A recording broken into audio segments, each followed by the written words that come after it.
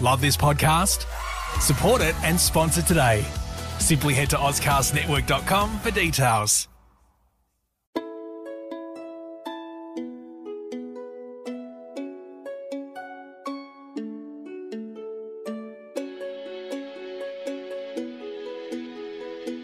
Welcome to Hong Kong Confidential.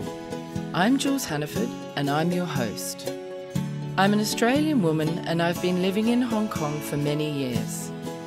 I'm a mother, a teacher, an author, and I want to share my wisdom and the wisdom of others with you. Thanks for joining me and I hope you enjoy the show.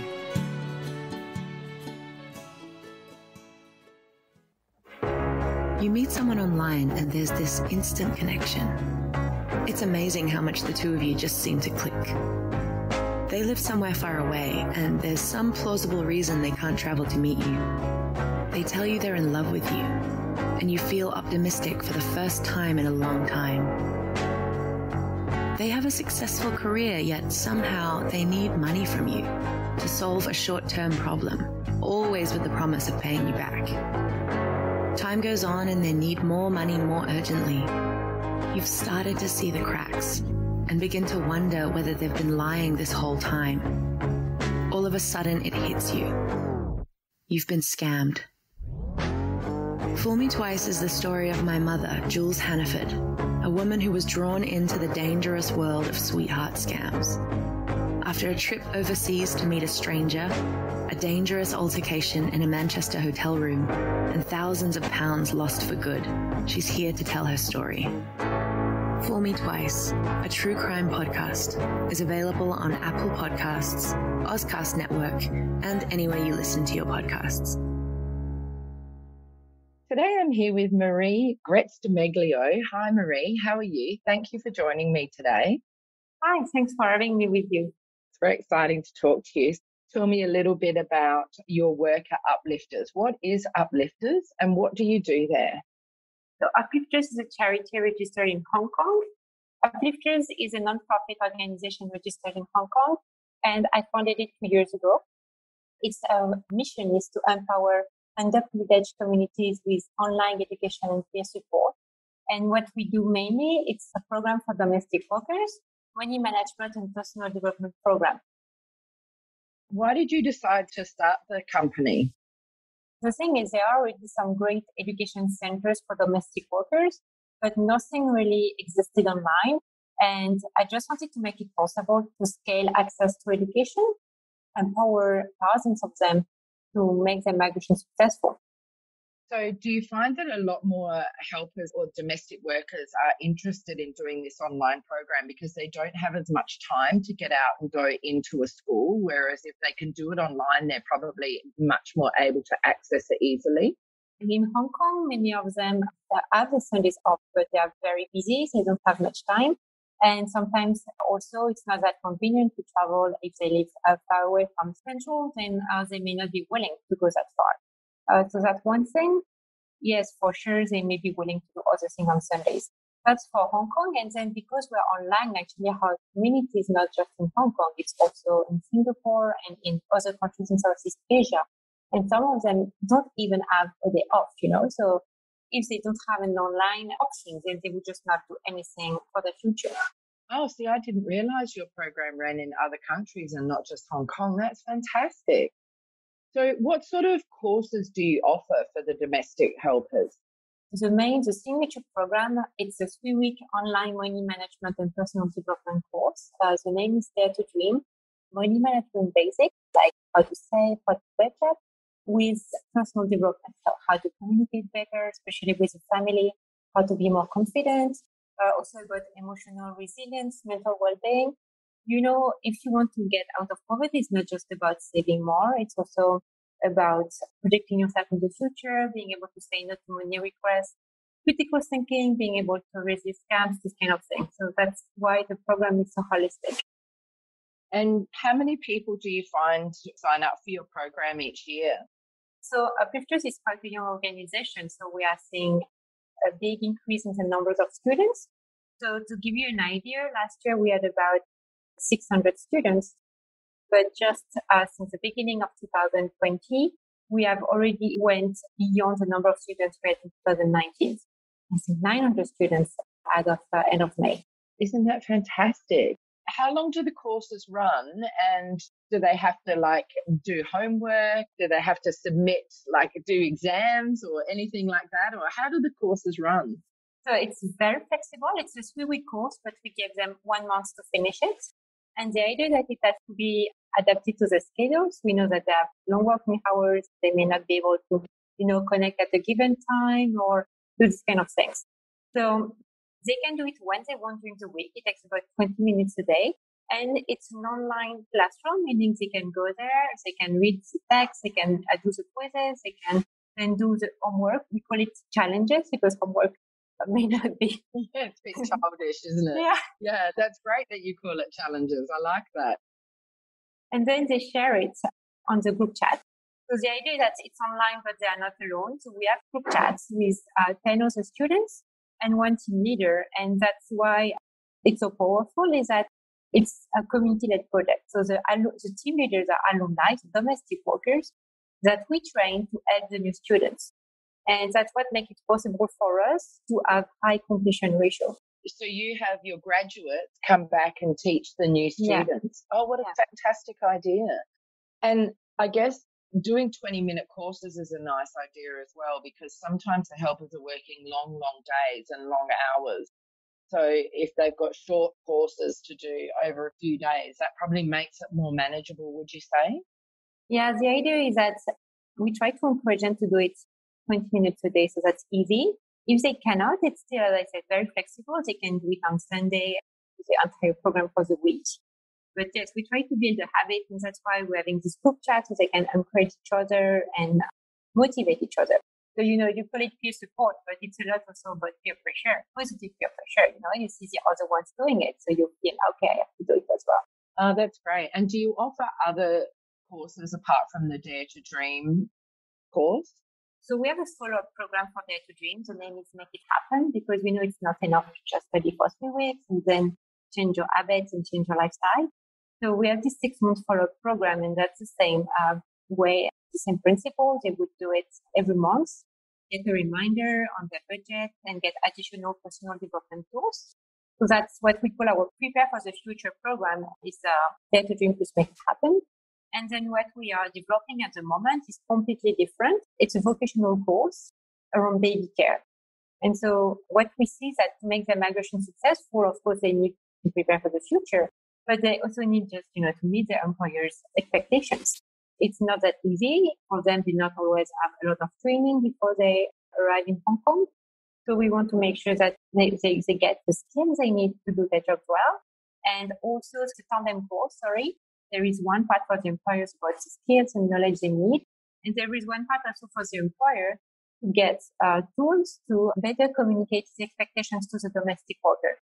Because, they may not dare ask a lot of questions. And we find that sometimes it's not so much about the skills or the knowledge, it's just making sure that you are doing what the employer is expecting of you. To make sure that the employers is helped to clarify his expectations and get support as well on how to communicate with the domestic worker to make sure that both are happy in the end. That's what our mission is, to make migration successful. So it's from a domestic worker perspective, but also from an employer's perspective.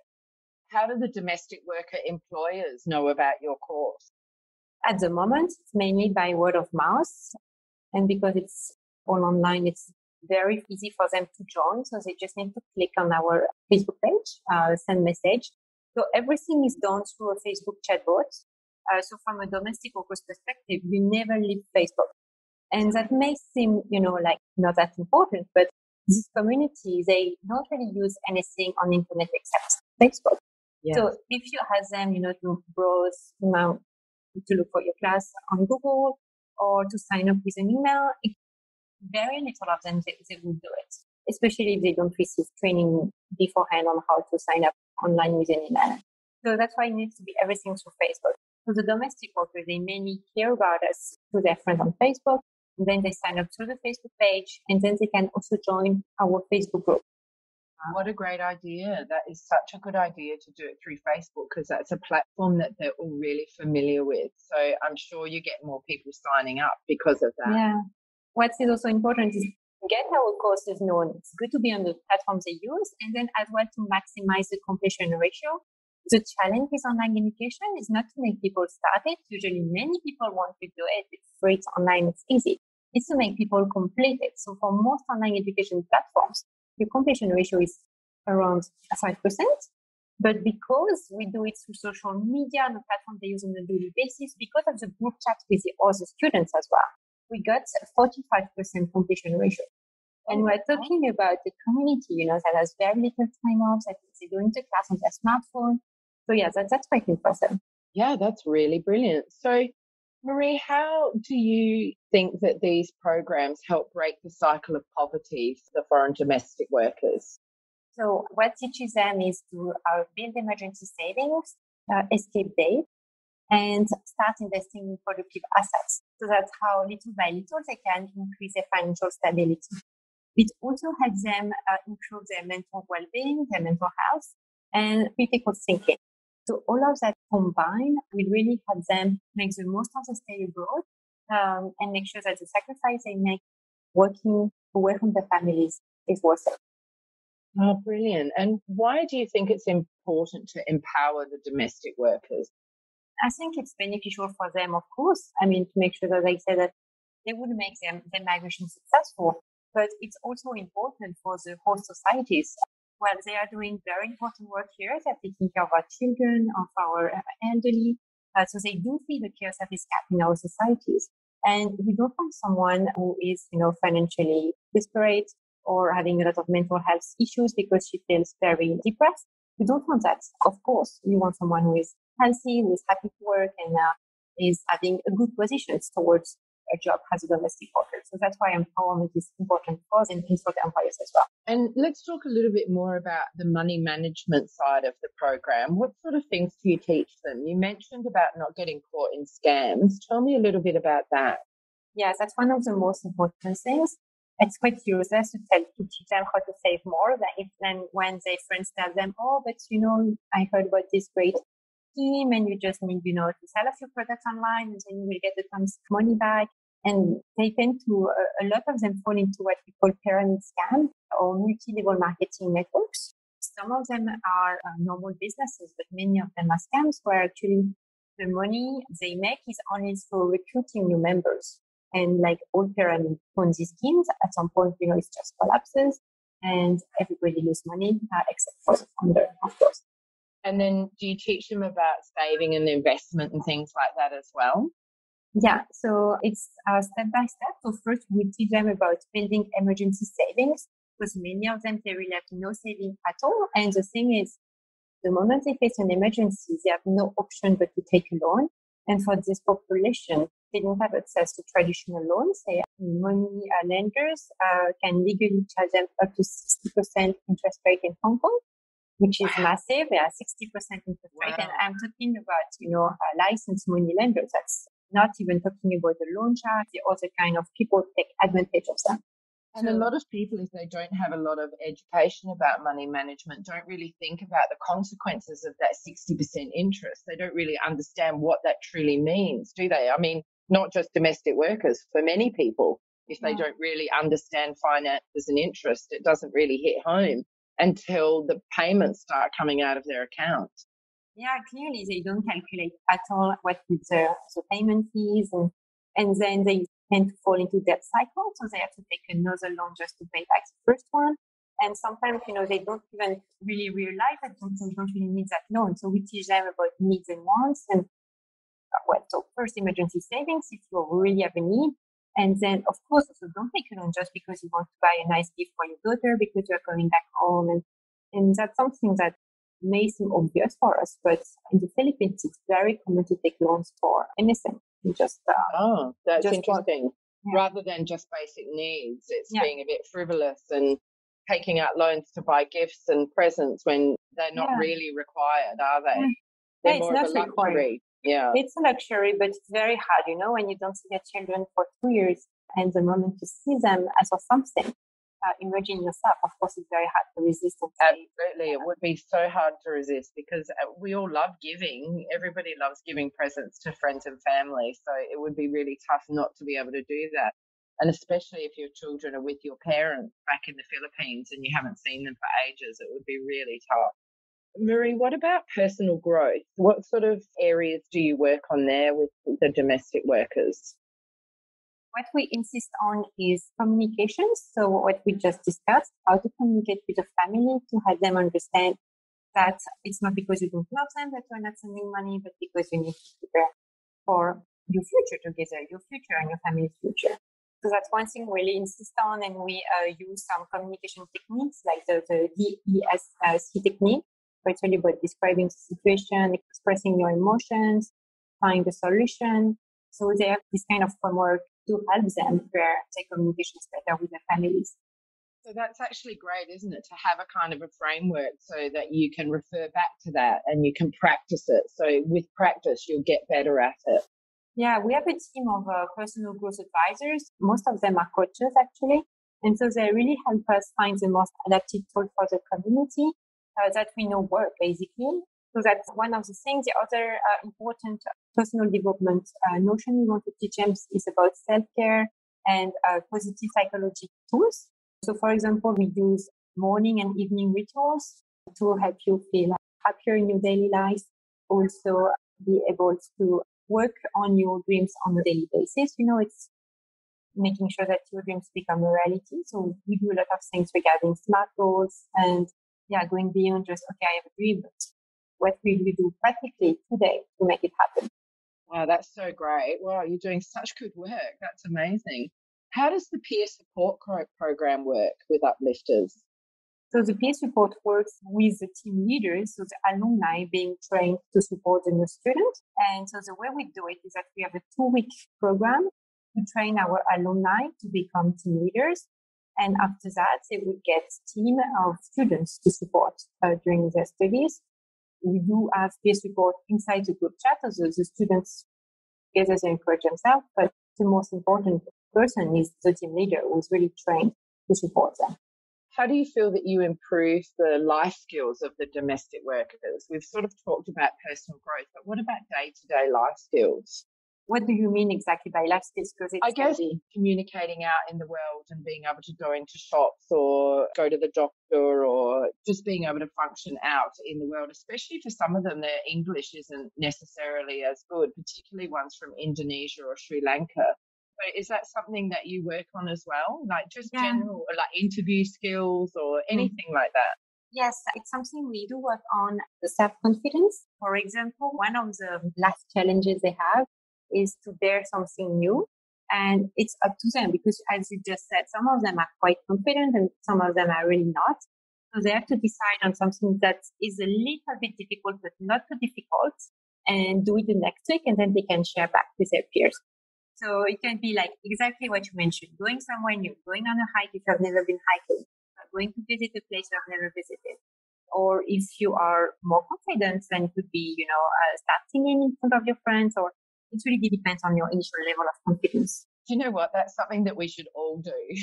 That should be something that we all do in our lives, is just set ourselves little tasks outside of our comfort zone to help us to improve. It's a great idea. And what about their vocational lives? Do you do much about job applications, like getting better jobs and things like that? Or is it because they're quite limited, like they can't really work outside of being a domestic worker in Hong Kong? Is that something that you don't really work? Or do you look to the future when they return to their country, what they might be able to do? Yeah, so at the moment, we have a Facebook group with about 6,000 domestic workers. And in this Facebook group, we can share with them additional educational advice. For example, regarding their jobs here, we would give advice on how to get better at interviews, these kind of things. And then regarding going back home, at the moment, we don't really have a program related to how to set up a business, for example, but that's something we really want to do in the future, to really have I want to have a grocery store or have a farm, and then being able to really give ad hoc advice. And what's your actual role at Uplifters? Are you kind of the coordinator or the CEO and you oversee all of this? What do you do? My role changed a lot, because 2 years ago it was just me. And then I was doing basically everything, building the program, supporting the students, and then doing communications, fundraising, everything. Good on you. That's unreal.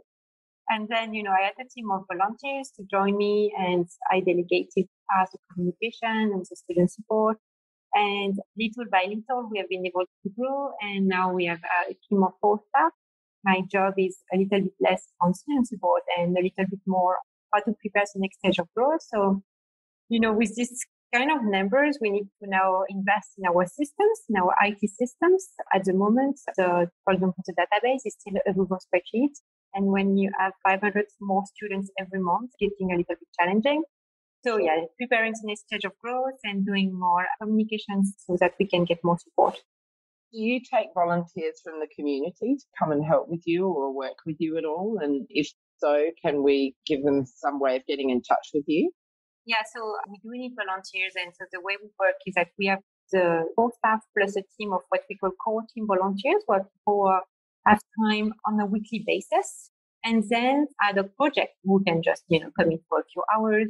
And then it would depend really on what is our need at that moment. For more information, on our website, uplifters-edu.org. Look at the volunteer page and fill up the form, and we will contact you. Great. So I'll put that webpage in my show notes so that people can find you there. So Marie, can you share a story of somebody whose life you've impacted in a positive way through Uplifters? Yeah, well, I have so many stories, and honestly, that's what makes me happy doing this job. It's just a very short story, but I think 1 week ago, I had one student sharing with me, the morning ritual we're doing with Uplifters, which is about smiling and doing positive affirmations and doing a bit of exercise. It's a small morning ritual. And she said, it changed my life. I mean, I had a very bad experience with employers, and for 5 years, I didn't smile. And thanks to Uplifters, I got my smile back. Lovely. That is such a beautiful story. That is so sweet. And it just goes to show how the small things can make such a difference. It doesn't even have to be a big entire course. It's one small practice of what you've taught them about smiling and doing positive affirmations in the morning that made such a big difference. I love that. Who are some of the community partners that you work with in Hong Kong? Do you have any? Yeah, we work with the other NGOs serving domestic workers. So the idea is really to, complement each other and make sure that we don't replicate others' programs, and also make sure that we can amplify our impact. So there is another great NGO doing financial education for domestic workers. The leading charity in Hong Kong is Enrich, and they offer a lot of face-to-face programs. So what we do is that Uplifters is a little bit like the gateway to education, and then we encourage them to join Enrich programs for more trainings. Right. Yes, I've interviewed, it's Lucinda from Enrich, isn't it? Yeah. Yes, I've interviewed her as well, and Pathfinders as well. And Help for Domestic Workers, maybe? No, I haven't had them yet, but if I get them, then I've got you all. I really hope that I'm doing my bit to raise awareness through Hong Kong Confidential about the work that's being done to support foreign domestic workers here in Hong Kong, because they are a really important part of our community, and many of us wouldn't be able to go to work without them. And they're just amazing people, and they deserve this kind of support. How does the work at Uplifters impact you personally? I tend to say that Uplifters is about uplifting people's lives, but the first person who got uplifted is myself. Clearly, it pushed me out of my comfort zone, and it helped me grow as well personally. In addition to really being very fulfilling and very nice really rewarding, isn't it nice? I think if you give back to the community, it can make you feel really good about yourself, and it can be very uplifting, which is really nice. Yeah. What do you love most about what you do? What I love most is honesty. When the students share the difference it made in their lives, it's really, really rewarding. And for me, it's always about building programs that will bring more impact to the community. That's what makes me very happy. Oh, that's lovely. And how can my listeners make a difference and help Uplifters? Yeah, so very simply, we are a very early stage organization, and we clearly need financial support. So one easy way to support us is just to donate money, and you can do that through the website, uplifters-edu.org. And the other way is clearly getting people sharing about Uplifters, and it's really for domestic workers to join. So if you have a domestic worker, just tell her to join. It's click on send message on our Facebook page. So the Facebook is uplifters.community. And lastly, if you have time, you can also check what our volunteer opportunities. Okay, great. So let's hope that some of the Hong Kong Confidential listeners will get motivated to support in some way. And I think that they can check out your webpage and they can check out the Uplifters Facebook page as well. Yeah. What are your hopes for the future of foreign domestic workers in Hong Kong and also Uplifters?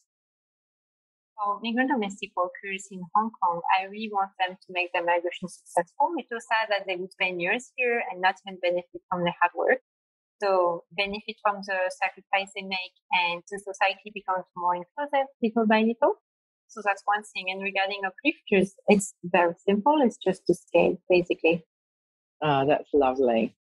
So Marie, thank you so much for your time today and coming on Hong Kong Confidential and talking to us about Uplifters. It's been really rewarding for me to hear what you're doing. And I really hope that I can help get the message out, like I said, and that my listeners might be able to get involved or donate money. Do you look for donations at all? Any sort of food or clothing or baby things or anything like that? Is that something that you do as well or not? No, not so much. Okay, no worries. So Marie, thank you so much. It's been really, really lovely to talk to you today. Thank you so much for having me, and it was very nice talking with you. Yeah, thank you. It's lovely to meet you. And for my listeners out there, if this is something that you've really enjoyed or you think that your friends and family would benefit from hearing about Uplifters and Marie talking about the work that Uplifters is doing with foreign domestic workers in Hong Kong and Singapore, and where's the other one, Marie? Saudi Arabia, Dubai, Canada, Europe. Oh, wow, you're reaching that far. That's amazing. Okay, so please share this podcast with your friends and family. And if you can go to iTunes to rate and review us, that will get me further iTunes charts, and that will get Uplifters and the work that they're doing out to more people, which is really, really important. So Marie, thank you so much once again. Thank you to my listeners for listening to Hong Kong Confidential. Really appreciate it. It's absolutely lovely to meet you. See you later. Thank you. Bye-bye. Bye. Hi, Confidants. I want to tell you about my Patreon page. I've joined Patreon in the hope of getting sponsorship for my Hong Kong Confidential podcast. Patreon is a great way for my listeners to get on board and sponsor me with monthly payments, and that goes towards my production costs and rewards for my members. If you're interested in checking out my Patreon page, please go to patreon.com and search up Jules Hannaford or Hong Kong Confidential. I would really appreciate you visiting my page.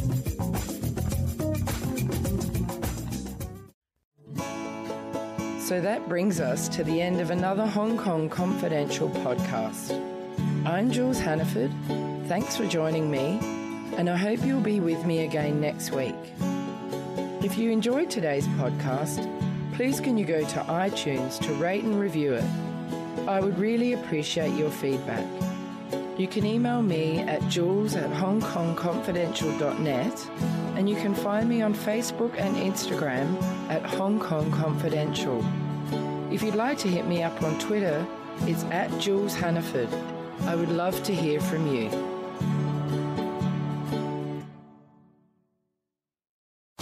Love this podcast? Support it and sponsor today. Simply head to AuscastNetwork.com for details.